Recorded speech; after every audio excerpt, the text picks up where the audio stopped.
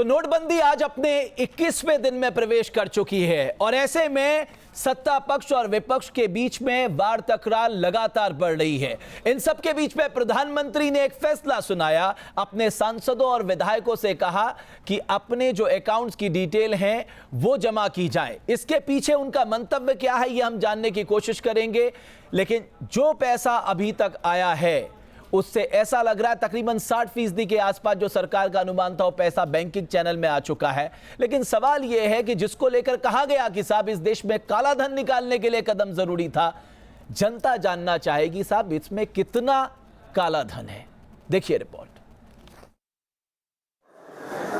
नोटबंदी के फैसले के बाद सरकार की तरफ से हर रोज नए ऐलान हो रहे हैं। प्रधानमंत्री की तरफ से सांसदों और विधायकों के लिए फरमान जारी हुआ है। पार्टी की तरफ से सांसदों और विधायकों को बैंक अकाउंट की डिटेल देने को कहा गया है। जानकारी के मुताबिक बैंक अकाउंट की डिटेल पार्टी अध्यक्ष अमित शाह को देनी होगी। सांसदों और विधायकों को 8 नवंबर से 31 दिसंबर के बीच अपने अकाउंट के सारे डिटेल जमा करने को कहा गया है। सारे डिटेल 1 जनवरी तक जमा करने जरूरी होंगे। लेकिन इस फरमान से विपक्ष को सरकार पर हमला करने का मौका मिल गया। प्रधानमंत्री जी को क्या घबराहट है? अमित शाह जी डर क्यों रहे हैं? क्यों नहीं वो पिछले 6 महीने और 1 साल में खरीदी गई भाजपा की सारी संपत्ति की डिटेल सार्वजनिक करते? विरोधी वार करें या फिर सवाल उठाएं, सरकार को फर्क नहीं पड़ता। विरोधियों के सवाल पर सरकार ने भी पलटवार किया है। के पक्ष के लोग क्या बोले मुझे कुछ नहीं कहना है। नरेंद्र मोदी जी की सरकार और नरेंद्र मोदी जी स्वयं देश को बदलने के लिए सरकार में आए। कालेधन के खिलाफ आईटी संशोधन बिल पर भी विपक्ष सवाल खड़ा कर रहा है। इस बिल में कालाधन उजागर होने पर टैक्स और जुर्माने का प्रावधान है। जब यही सब कुछ करना था, इनको टैक्स लगाना था, काले धन को सफेद करना था, तो ये सब नाटकबाजी करने की केंद्र की सरकार को जरूरत क्या थी? इन सब के बीच लोकसभा में भारी हंगामे के बीच आईटी संशोधन विधेयक पारित हो गया। बिल लाने के पीछे सरकार की अपनी दलील है। जो लोग गैर कानूनी तरीके से पकड़े जाएंगे इस काले धन को बदलने के प्रयास में, उन लोगों के ऊपर 60% टैक्स और उसके साथ साथ पेनल्टी के प्रावधान लगेंगे। कुल मिलाकर 85% उनके ऊपर टैक्स और हर्जाना लागू होगा। नोटबंदी के फैसले का असर व्यापक हुआ है। विपक्ष इस पर सवाल उठा रहा है।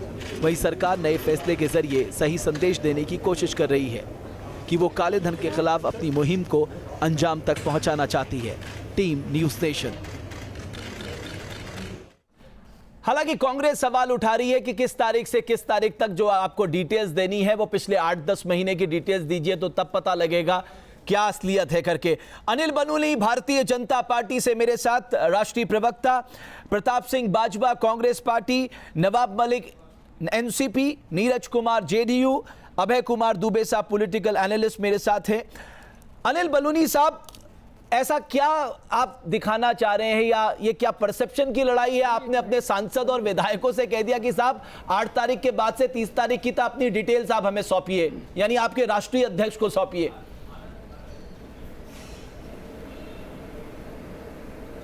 रमेश जी जरा दोबारा बोलना पड़ेगा, मैं जरा सुन। ये जो कांग्रेस कह रही है कि इस फला तारीख से फला तारीख तक जो आपने तारीख तय की है, प्रधानमंत्री ने आपके सांसदों और विधायकों के लिए डिटेल्स की, उसे साल भर कर देते, 8 महीने कर देते, कम से कम उन्हें सांत्वना मिल जाती।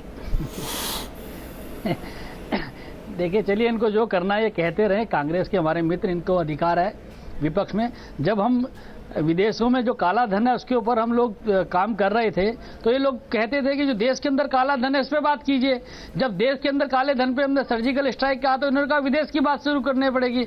ये कहीं और तीसरी जगह बात करने लगे। ठीक है, इनका काम है विपक्ष का, ये अपना काम करते रहे। हमने राजनीति में जो सुचिता की शुरुआत की थी हम उसी पे चल रहे हैं। हमने जिस दिन प्रधानमंत्री जी आए थे, शुरुआत में जब शपथ ली थी तब कहा था कि भाई सारे मंत्री, सारे विधायक, सारे सांसद अपनी संपत्ति का ब्यौरा दें, हर साल आईटी रिटर्न जो है, इनकम टैक्स रिटर्न है वो जमा करें, अपना सारे इनकम के सोर्स बताएं। वो लोग हर साल बताते हैं, वो हमने करना शुरू किया, हम कर रहे हैं। अभी कहा गया है कि भाई पिछली जितनी ट्रांजैक्शन है सबकी बताई जाए, तो सब बताएंगे। हम तो नए नए काम करते रह रहे हैं लगातार भ्रष्टाचार के खिलाफ। राजनीतिक शुचिता है अनिल बलूनी साहब। अरे साहब, ईमानदार टैक्स पेयर बेचारा तो हर साल टैक्स देता रहता है, और जो बेईमान लोग हैं जिन्होंने काला धन रखा उसके लिए आप एक के बाद एक रिवाइज स्कीम लेकर आ रहे हैं।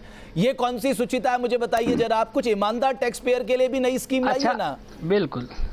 अरे रमेश भट्ट जी, ये बताइए ये कौन सी सुचिता है कि आप एक सवाल पूछते हैं, उसका जवाब पूरा होने से पहले दूसरा सवाल पूछ लेते हैं। तो ये भी ठीक रखिए ना। आपने मुझसे एक सवाल पूछा, मैं उसको पहले पूरा जवाब दूंगा, उससे पहले नहीं रुकूंगा। देखिए 2011 में हमने बोला कि हम सारे के सारे लोग एफिडेविट देंगे कि हमारे सांसदों का किसी का विदेशों में अकाउंट नहीं है। हमने सबने दिया। आप भाई आखिर उस वक्त कांग्रेस के हमारे विपक्षी लोग थे, उन सबको भी देना चाहिए था, किसी ने नहीं दिया। हमने शुरुआत की, जो सांसद हमारे बनेंगे कोई अपना रिश्तेदार अपने नजदीक के आदमी को नहीं बनाएगा, जो बनाएगा उसको तुरंत हटाना पड़ेगा। वो हमने शुरुआत की। हम रोज राजनीति में सुचिता की शुरुआत कर रहे हैं और नई नई पहल कर रहे हैं। मुझे लगता है देखिए एक रचनात्मक विपक्ष होना चाहिए, जिस चीज की तारीफ होनी उसकी तारीफ होनी चाहिए, विपक्ष को तारीफ करनी चाहिए। मुझे बताइए ये अभी ईमानदार लोगों के लिए कब स्कीम लेके आएंगे? सारी स्कीमें आप बेईमान लोगों के लेके आ रहे हैं। ये भी एक रिवाइज स्कीम है आईडीएस फॉर्म की, 5% समझ लीजिए आपने पेनल्टी बढ़ा ली। मैं बता रहा हूं ना, अभी आपको उसमें भी आऊंगा। अभी देखिए हम रोज नई नई चीजें जो ला रहे हैं, आप बात कर रहे हैं। अभी हम लोग लगातार इस उसमें है कि भाई देश के अंदर जो काला धन है उस सबको सारे धन को बाहर लाए और देश में एक नई शुरुआत की जाए, उसके लिए हम कोशिश कर रहे हैं। और रोज नई स्कीम लाते हैं, इसमें क्या दिक्कत है? रोज नई तरीके से हम लोग चाहते हैं कि देश के अंदर बिल्कुल स्वच्छता हो, काला धन समाप्त हो, जो भी लोग जो ट्रांजेक्शन करते हैं ठीक करें, इसके लिए लगातार कोशिश कर रहे हैं और सब चीजों को पटरी पे लाने की कोशिश कर रहे हैं। ये सब चीजें ईमानदार लोगों के लिए। मैं बताऊंगा आपको इस देश में राजनीतिक ईमानदारी कैसे आती है अनिल बलूनी साहब, उसके लिए एक कदम उठाना जरूरी है, उस पर भी मैं चर्चा करूंगा। प्रताप सिंह बाजवा साहब, आपका आक्रोश बरकरार है या नहीं?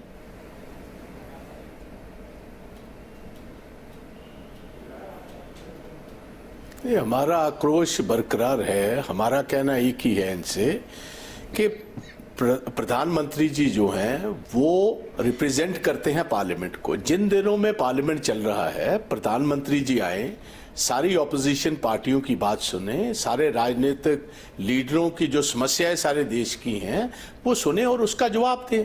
हर रोज इतनी चेंजेस आ रही। मैं आपको मोटे तौर पर यह बताना चाहता हूं, मेरा पंजाब से ताल्लुक है। 70% पंजाब गांव में है। आज के दिन भी एटीएम्स में कोई कैश नहीं है, रूरल बैंक्स में कोई पैसा नहीं है। जिम्मेदारों ने अपनी वीट की फसल, रबी की फसल बोनी है, बीज के लिए पैसे नहीं, खाद के लिए पैसे नहीं। और जो डॉक्टर मनमोहन सिंह जी ने बात इस्तेमाल कर सकते हैं प्रधानमंत्री जी कोई एक देश बताइए, मेरी नहीं हो सकते। वहां मनमोहन सिंह जी ने यह बात कही, प्रधानमंत्री जी एक ऐसा देश बताइए जिस देश में अकाउंट मेरा है, पैसे मेरे हैं और नियंत्रण आपका है। आप ब्लैक मनी से लड़ाई लड़ रहे हैं, बहुत अच्छी बात है, लड़िए, मगर जो मेरा अपना व्हाइट मनी है बैंक में पड़ा हुआ है वो भी, उस पर भी पाबंदी आप लगा रहे हो। आप फैसला कर रहे हो कि कब पैसे आपने निकालने हैं। हाँ। और किसी बैंक से पैसा नहीं मिल रहा। और मैं ये भी आपको बताना चाहता हूं, मैं आता हूं अनिल बलूनी साहब, बड़े पैमाने पर गरीब लोग जो है, हाँ, नवाब मलिक साहब, बड़े पैमाने पर गरीब लोगों को बहुत बड़ी परेशानी होने वाली है। पंजाब की मेजर इंडस्ट्री, नवाब मलिक साहब, भाई साहब एक मेरी बात सुनिए, 4 लाख लोग जो है रिट्रेंच हो चुके हैं फैक्ट्रीज में। मैं आऊंगा सर, इस पे भी आऊंगा। नवाब मलिक साहब, मुझे सिर्फ इतना बताइए, क्या विधायकों और सांसदों के डिटेल्स मांगने से राजनीति में शुचिता आएगी? ऐसा है कि जो चर्चा हम क्या गलत है ये भी पूछ लीजिए ना, क्या ये कोई गलत काम है क्या? बलूनी जी जरा बोलने दें प्लीज। ऐसा है कि आपने सवाल उठाया कि अमित शाह जी ने उनके पार्टी के एमपीज एमएलएस का 8 तारीख से लेके आज तक का अकाउंट्स का डिटेल मांगा है। हमें लगता है कि अकाउंट्स का डिटेल मांगना एक राजनीतिक स्टंट है।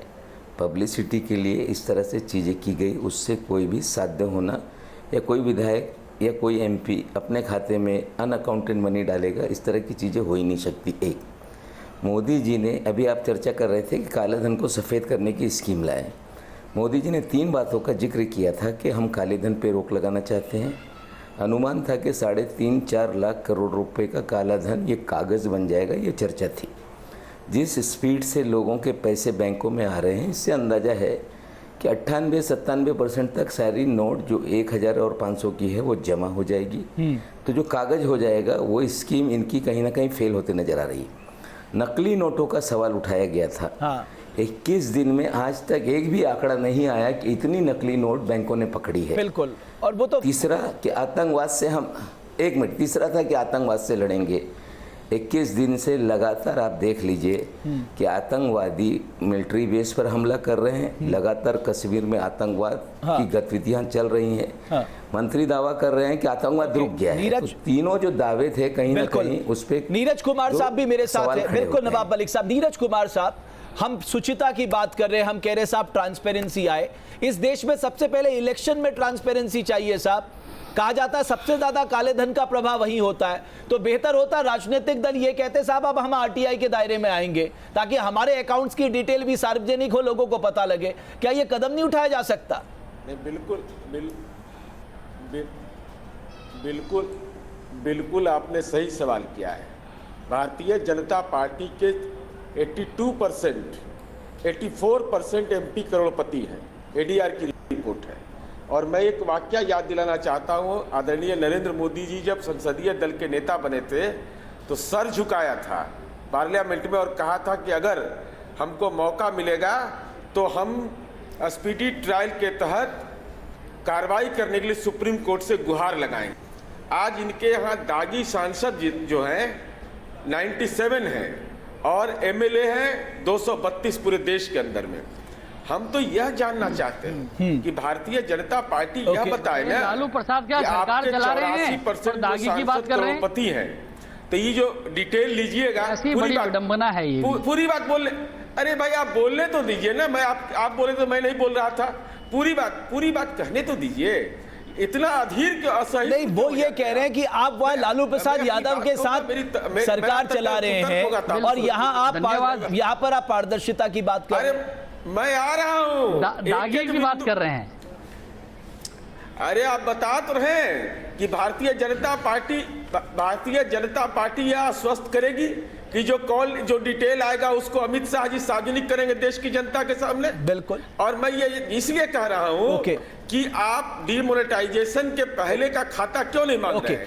चूंकि डिमोनेटाइजेशन के पहले भारतीय जनता पार्टी कैश में जमीन खरीदी है। आप कह रहे कैश पे जमीन का। अभय कुमार दुबे साहब, मुझे लगता है इस देश के इतिहास में जेएमएम के सांसद से ज्यादा ईमानदार कि उनको पैसे मिले वो एसबीआई के अकाउंट में जमा करके आ गए। मुझे नहीं लगता आज के सांसद तो समझदार है, विधायक समझदार है, वो क्यों अनअकाउंटेड मनी अपने अकाउंट में जाके जमा करेंगे? तो इससे क्या लाभ होगा कि अगर कोई अकाउंट डिटेल्स दे भी देगा तो? देखिए, काला धन अगर नकदी के रूप में है तो वो सबसे ज्यादा बैंकिंग प्रणाली में ही मौजूद रहता है। काला धन अगर नकदी के रूप में है तो वो बेनामी खातों, इन खातों के नाम तो होते हैं लेकिन उसमें धन किसी दूसरे का जमा होता है, जैसा कि जनधन योजना के खातों के साथ हो रहा है। लेकिन जनधन योजना के साथ खातों के साथ पहली बार नहीं हो रहा है, हमेशा से ही काला धन इसी तरीके से ऐसे लोगों के खाते में रखा जाता है जो दरअसल उनका धन नहीं होता है, जो उस व्यक्ति के कहने पर खाते खोले जाते हैं। क्या जो हिसाब दिया जाएगा वो उन खातों का भी हिसाब होगा? इस बात की गारंटी भाजपा का आला कमान कैसे करेगा? नरेंद्र मोदी कैसे करेंगे इस बात की गारंटी कि एक व्यक्ति अपने सभी पैसों का हिसाब पार्टी को देगा?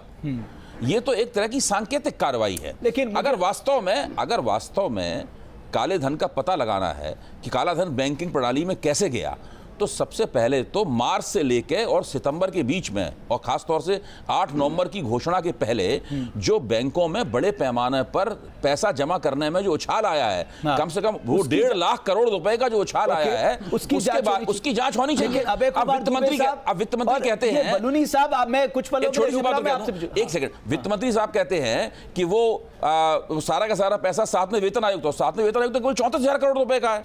अनिल बलूनी साहब, ये जो मांग उठ रही है कि साहब ये जो भी लोग अपने अकाउंट डिटेल्स देंगे उनको सार्वजनिक किया जाए, आप इससे सहमत हैं?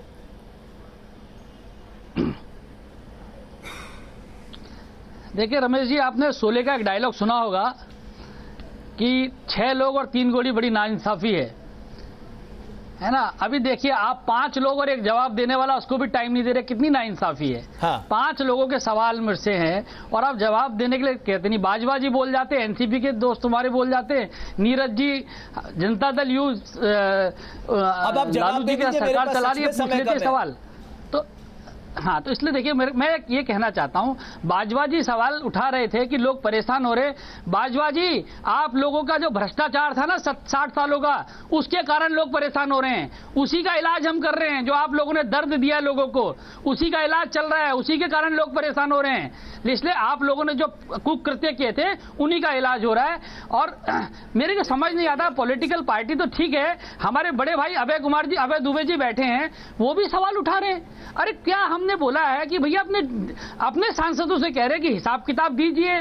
तो इसकी तो तारीफ होनी चाहिए अभय जी। कोई सवाल नहीं सवाल उठाने का कहानी आप कहिए कि चलिए 2-4 दिन और पहले का दीजिए, 10 दिन और पहले का समझ आता है, लेकिन एक अच्छी पहल है। देश की जनता हमारे साथ है। देखिए ये कह रहे आक्रोश है, बाजवा जी कह रहे थे आक्रोश है। अरे आपका आक्रोश दिन फेल हो गया, जनता सड़कों पे नहीं उतरी, जनता ने कहा हम मोदी जी के साथ बाजवा साहब, तो इसलिए कोई आक्रोश बाजवा साहब, इसीलिए आपने भारत बंद नहीं बुलाया, क्योंकि आपको पता था कि अगर भारत बंद का इम्पैक्ट नहीं हुआ तो आपके विरोध की हवा निकल जाएगी। जनता ने मोहर लगा दी है। ओके, बाजवा साहब जवाब दे दीजिए, बहुत कम समय मेरे पास। भाई एक अगर तो भैया किसी और की बात भी सुन लीजिए। देखो मैं आपको ये बात कहता हूं, हम इनका चैलेंज कबूल करते हैं भारतीय जनता पार्टी का। पंजाब में इलेक्शंस होने वाली हैं 2 महीने में। आप देखना इनकी कैसे सफाई कर हम जीतते हैं भारतीय जनता पार्टी और अकाली दल की। ये मेरा ओपन चैलेंज है। अगर अकाली दल भाजपा चुन जीत गया, मैं इस्तीफा दे दूंगा। देश भर में सफाई हो चुकी है कांग्रेस पार्टी की। वो आप छोड़ दीजिए भैया, थोड़ा सा चुप रहिए, थोड़ा सा चुप रहिए, सुनने की शक्ति रखिए। दूसरी बात, 2.5 साल हो गए हैं इनको गवर्नमेंट में आए हुए। बहुत बातें ये 2G स्कैम, 3G स्कैम सभी की करते हैं, इनके किसी ने हाथ नहीं रोके हुए। सवाल है कि मत कीजिए। ओके, अभी देखना ये होगा। देखिए इसमें सबसे महत्वपूर्ण भूमिका निभाएगी जनता, और आने वाले चुनाव में इस नोटबंदी को जनता किस नजरिए से देखती है, ये वो सिर्फ वही तय करेगी। बहुत बहुत शुक्रिया आप सभी का।